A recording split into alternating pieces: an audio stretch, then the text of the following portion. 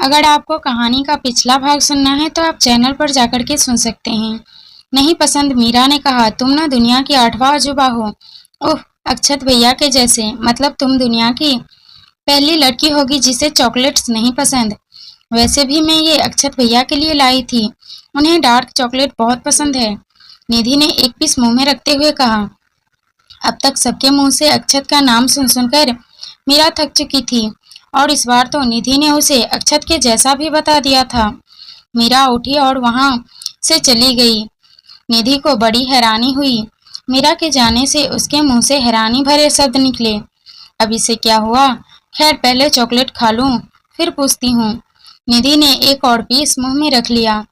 शाम हो चुकी थी और ठंड भी बढ़ने लगी थी। मीरा ने कबर्ड में रखा अपना क्रीम कलर का स्वेटर निकाल लिया और पहनकर नीचे आ गई। दादी माँ पूजा घर में शाम की संध्या आरती कर रही थी।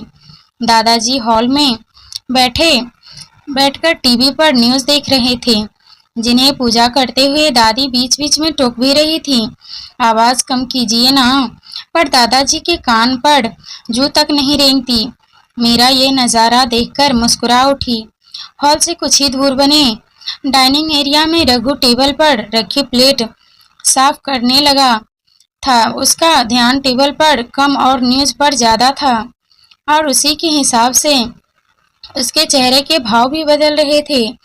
मीरा उसके पास आई और इशारे में ही उसे वहां बैठकर टीवी देखने को कहा और उसके हाथ से कपड़ा लेकर खुद प्लेट पोंछकर रखने लगी। रघु मीरा के इस व्यवहार पर मुस्कुरा उठा। वहां से मीरा किचन की ओर आई और दरवाजे पर आकर रुक गई। उसे दरवाजे पर खड़े देखकर राधा ने कहा, तुम बाहर क्यों खड़ी हो? मीरा ने कुछ नहीं कहा। शायद वह कहने से हिचकिचा रही थी। राधा ने उसका चेहरा देखा तो उसकी परेशानी समझ गई और कहा, तुम सोच रही होगी हम लोग ब्राह्मण हैं और तुम राजपूत, तो रसोई के अंदर आऊं या नहीं, यही बात है ना? जी, हम राजपूत जरूर है लेकिन शाकाहारी है, मीरा ने धीरे से कहा। कोई बात नहीं, अंदर आ जाओ, राधा ने मुस्कुरा कर कहा। मीरा अंदर आई। किचन एक कमरे जितना बड़ा था। सारा सामान व्यवस्थित था, जमा हुआ था। किचन देखकर मीरा इतना तो जान चुकी थी कि राधा साफ सफाई पसंद करती थी। वह किचन की हर चीजों को बड़े गौर से देख रही थी।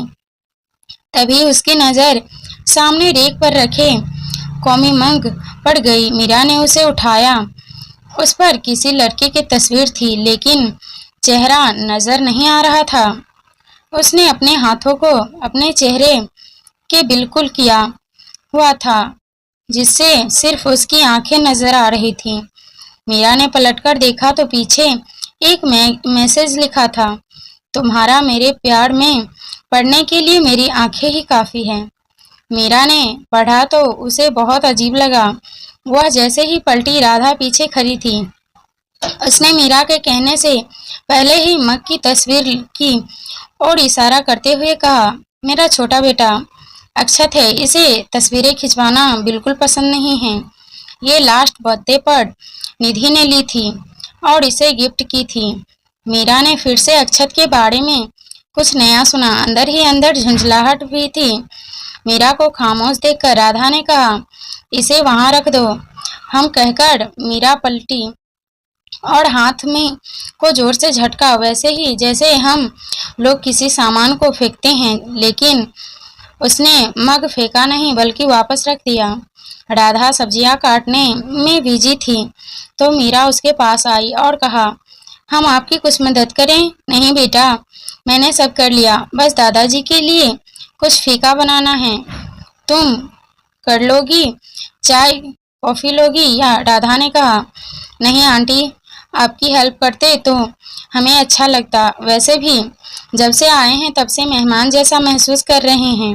मीरा ने मासूमियत से कहा, अच्छा तो यह बात है। फिर एक काम करो, वो वहाँ जो कच्चा नारियल रखा है उसके छोटे छोटे टुकड़े कर दो। अक्षत को नारियल की चटनी बहुत पसंद है, खुश हो जाएगा वो। राधा ने सब्जियां बर्तन में डालते हुए कहा। हम मीरा ने कहा और चाकू उठाकर नारियल की ओर बढ़ गई।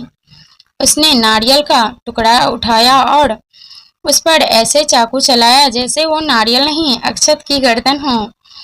इस एक नाम से आज उसे जितना परेशान किया था शायद जिंदगी में किसी ने ना किया हो।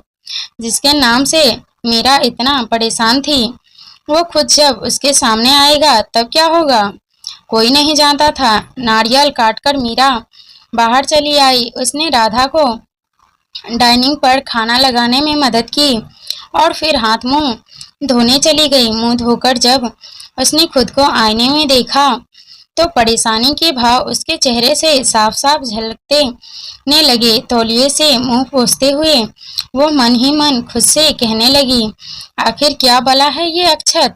घर में सबकी जुबान पर उसका ही नाम है, हर कोई बस उसकी ही खुशी की बातें करता है। अच्छा है या बुरा है कुछ पता नहीं चल पा रहा है। और फिर उसके ये अजीब थॉट्स, आखिर कौन है ये अक्षत। मीरा के साथ साथ अब आप भी सोच रहे होंगे ना, मैं पड़ गए होंगे कि आखिर क्या भला है अक्षत। हमारे अक्षत जी से मिलने के लिए आप लोग भी उतने ही बेचैन होंगे जितनी हमारी मीरा।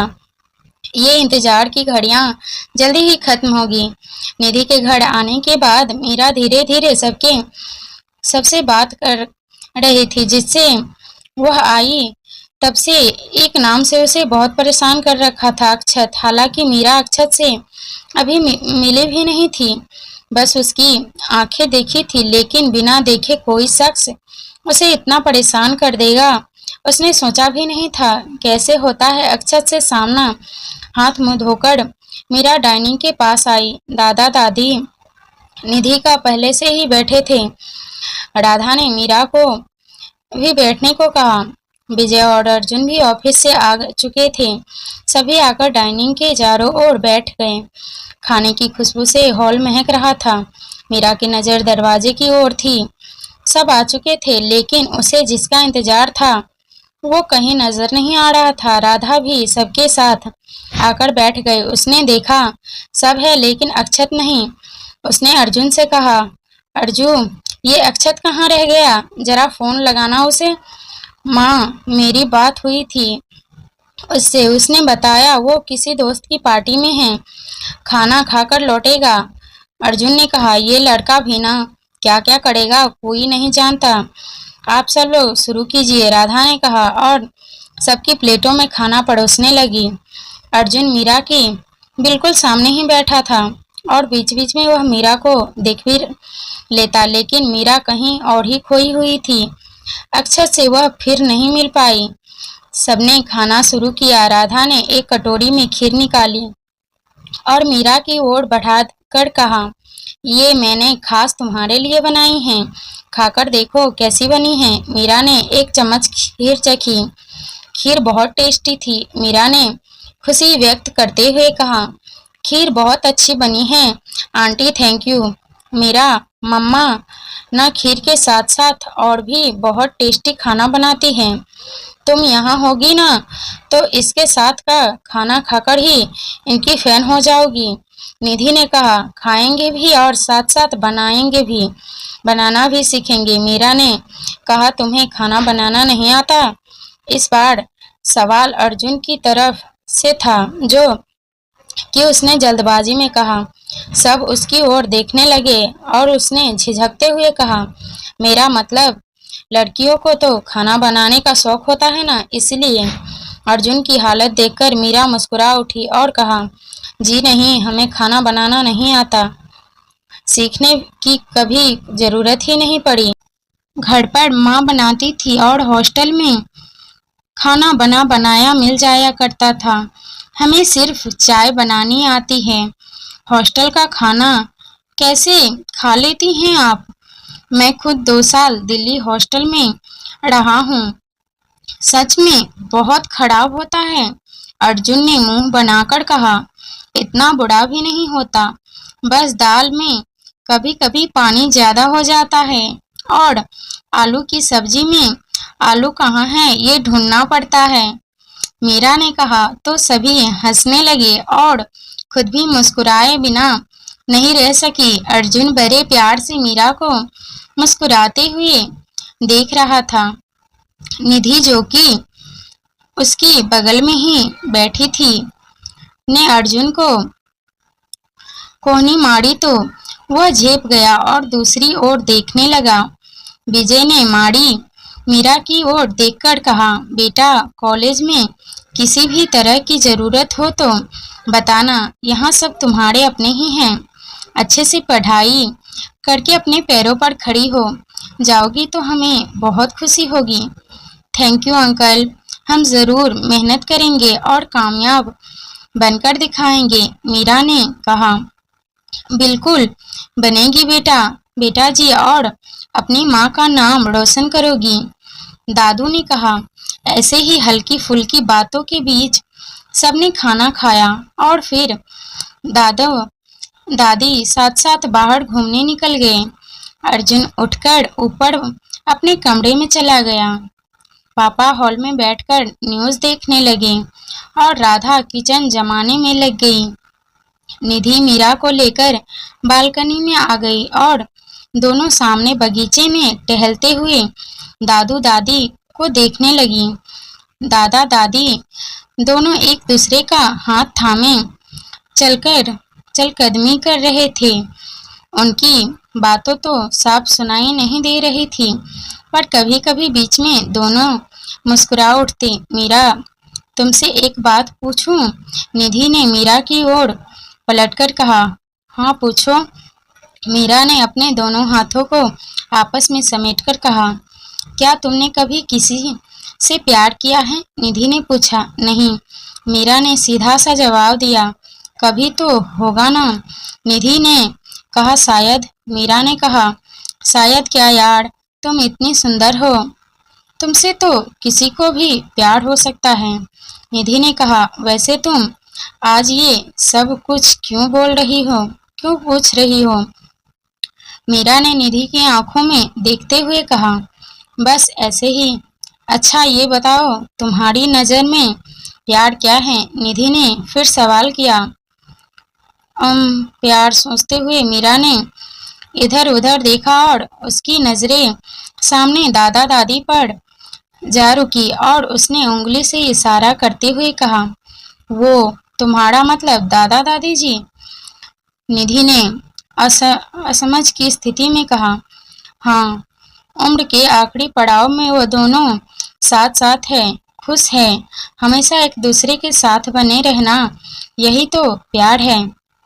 इन्होंने खुशी गम, हंसी आंसू सब साथ देखे होंगे, सैकड़ों परेशानियां आई होंगी, फिर भी इन्होंने कभी एक दूसरे का साथ नहीं छोड़ा होगा। एक दूसरे का सहारा बने हुए ये हमेशा अपनी जिंदगी में खुश रहे होंगे और उन खुशियों का सबब आज इनके चेहरे पर नजर आ रहा है।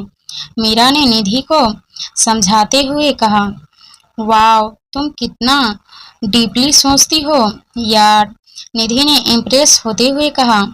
डीपली नहीं, प्रैक्टिकली सोचते हैं, जैसे दादा दादी को देखकर कहा वैसे ही, मीरा ने कहा। निधि मुस्कुराई और कहा, कैसे भी सोचो, कहती तो हमेशा सही ही हो ना। मुझे ना तुम अपनी शागिर्द बना लो, कसम से, ऐसे गुरु ज्ञान की हमें बहुत जरूरत है।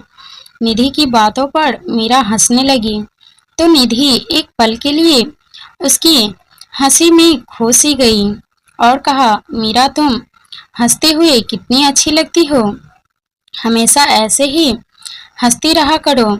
ये मुस्कुराहट तुम्हारी वजह से है निधि, इसके लिए जितनी बार तुम्हारा शुक्रिया अदा करें कम ही होगा, मीरा ने कहा। दोनों वहीं खड़ी बातें करने लगी। बीच बीच में मीरा की नजरें मेन गेट की ओर चली जाती। ये तुम बार बार मेन गेट की तरफ क्या देख रही हो, कोई आने वाला है क्या? मीरा ने छेड़ते हुए कहा। कुछ नहीं, बस ऐसे ही, ठंड बहुत है यहाँ, मैं अंदर जा रही हूँ, मीरा ने नजरें बचाते हुए कहा, जैसे उसकी चोरी पकड़ी गई हो। दादा दादी को अंदर आ जाने को बोलकर निधि भी अंदर चली आई। मीरा और निधि अपने कमरे में चली गई। निधि आते ही कंबल में घुस गई। तो अगर आपको कहानी का अगला पार्ट चाहिए तो कमेंट करें, सब्सक्राइब करें। धन्यवाद।